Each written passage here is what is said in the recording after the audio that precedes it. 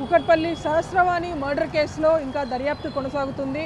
ఒకవైపు మొత్తం ఇక్కడ ఎలాంటి సీసీ కెమెరాస్ పోలీసులకి కనిపించకపోవడంతో సో ఆల్టర్నేటివ్స్ గురించి పోలీసులు ఆలోచిస్తున్నారు. సో ఈ మనకు కనిపిస్తున్నటువంటి ఈ అపార్ట్మెంట్ ఏదైతే ఉందో మొత్తం ఈ అపార్ట్మెంట్ పైన ఉన్నటువంటి పెంట్ హౌస్లో సహస్రవాణి కుటుంబం నివాసం ఉంటుంది.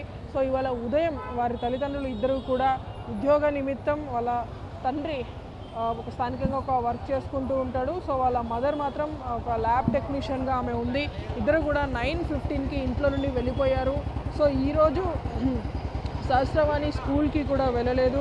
స్థానికంగా బోయిన్పల్లిలో కేంద్రీయ విద్యాలయంలో సహస్రవాణి 6th క్లాస్ చదువుతుంది. అయితే ఈరోజు స్కూల్కి వేరే ఒక ప్రోగ్రామ్ ఉన్నటువంటి నేపథ్యంలో స్కూల్కి హాలిడే ప్రకటించారు. సో దీంతో సహస్రవాణి ఒకటే ఇంట్లో ఉండింది. సో ఇంట్లో ఉన్నటువంటి సహస్రవాణి ఎగ్జాక్ట్లీ 12:30కి వీళ్ళ ఫాదర్ వచ్చాడు. సో వీళ్ళ ఫాదర్ రావడానికి కారణం ఏంటంటే వాళ్ళ కుమారుడికి లంచ్ బాక్స్ తీసుకుని వెళ్ళేందుకు వాళ్ళ ఫాదర్ ఇంటికి వచ్చాడు. సో ఆ టైంలో పైన ఉన్నటువంటి లోపల పెంట్ హౌస్ ఏదైతే రూమ్ ఉందో ఆ రూమ్ లోపలికి వెళ్ళి చూసేసరికి సహస్రవాణి రక్తపు మడుగులో మొత్తం ఆమె ఒంటి మీద 3 కత్తిపోట్లతో బెడ్ మీద పడిపోయి ఉంది. సో ఒకసారిగా ఆయన అరుస్తూ ఉండటంతో ఇక్కడ చుట్టుపక్కల ఉన్నటువంటి వాళ్ళందరూ కూడా ఒకసారిగా పైకి వెళ్ళి చూశారు. ఈ తరుణంలోనే మొత్తం తన కూతురు హత్యకి గురైనట్లు వాళ్ళ తల్లికి కూడా సమాచారం అందించడంతో పోలీసులు ఇక్కడికి చేరుకున్నారు. సో ప్రజెంట్ ఇటు సైడ్ మనం చూస్తే మొత్తం బిల్డింగ్లో ఉన్నటువంటి అన్ని ఫ్లోర్స్లో నివసిస్తున్నటువంటి వాళ్ళందరినీ కూడా పోలీసులు ప్రశ్నిస్తున్నారు. సో ప్రతి ఫ్లోర్లో కూడా పోలీసులు మనకు కనిపిస్తున్నారు. మొత్తం ఈ అపార్ట్మెంట్లో 6 ఫ్లాట్స్ ఉంటే 6 ఫ్లాట్స్కి సంబంధించినటువంటి వాళ్ళందరినీ కూడా పోలీసులు విచారిస్తున్నారు. ఎందుకంటే ఈ కేసులో ఎలాంటి సీసీటీవీ ఫుటేజ్ లేదు, ఎలాంటి సీసీ కెమెరా ఈ బిల్డింగ్కి లేదు. కాబట్టి మొత్తం పోలీసులకు ఉన్నటువంటి ఒకే ఒక ఆధారం మొత్తం ఇక్కడ ఉన్నటువంటి వాళ్ళకు ఉన్నటువంటి హ్యూమన్ ఇంటెలిజెన్స్ ద్వారా కంప్లీట్ ఇదంతా కూడా చేస్తున్నటువంటి పరిస్థితి.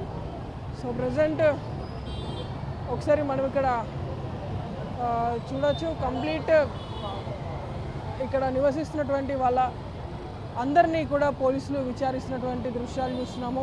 అటు ఒకరు కాదు ఇద్దరు కాదు మొత్తం 3 ఫ్లోర్స్లో ఒక్కొక్క ఫ్లోర్కి 2 హౌసెస్ ఉంటాయి. కాబట్టి అందరినీ కూడా పోలీసులు వాళ్ళ నుండి స్టేట్మెంట్స్ తీసుకుంటున్నారు. అసలు ఆ టైంలో ఎంతమంది ఇక్కడ ఉన్నారు, సో ఉన్నటువంటి వాళ్ళకి ఆ అమ్మాయి అరుపులు వినిపించలేదా, ఒకవేళ అరుపులు వినిపించినా ఎందుకు వాళ్ళు పైకి వెళ్ళలేదన్నటువంటి కోణంలో కూడా పోలీసులు విచారిస్తున్నారు. అయితే మనం కొంతమంది టెనెంట్స్తో మాట్లాడినప్పుడు ఎలాంటి అరుపులు కూడా తమకు వినిపించలేదని చెప్పేసి కొంతమంది టెనెంట్స్తో మనతో మాట్లాడినటువంటి పరిస్థితి కూడా చూసాము. అయితే పోలీసులు అనుమానిస్తుంది మాత్రం ఒకటే, ఖచ్చితంగా తెలిసినటువంటి వ్యక్తే ఈ దారుణానికి ఒడిగట్టి ఉంటాడని అనుమానిస్తున్నారు. ఎందుకంటే ఈ 3 ఫ్లోర్స్ బిల్డింగ్లో ఎట్లాంటి లిఫ్ట్ కూడా లేదు. స్టెప్స్ ఎక్కి పైకి వెళ్ళి మరి ఆ అమ్మాయి ఒకటే ఇంట్లో ఉంది అని తెలుసుకున్నటువంటి వ్యక్తే ఈ దారుణానికి ఒడిగట్టి ఉంటాడనేటువంటిది పోలీసులు వ్యక్తం చేసినటువంటి అనుమానం.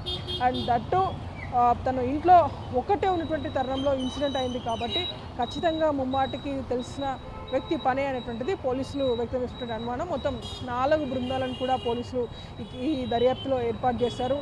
మొత్తం ఈ 4 టీమ్స్ అన్నింటినీ కూడా కుకట్పల్లి సరౌండింగ్స్ ప్రాంతంలో నిందితుల కోసం అయితే గాలిస్తున్నారు. వీరు దీన్ని రామకృష్ణతో కుకట్పల్లి నుండి ప్రణిత టీమ్ 9.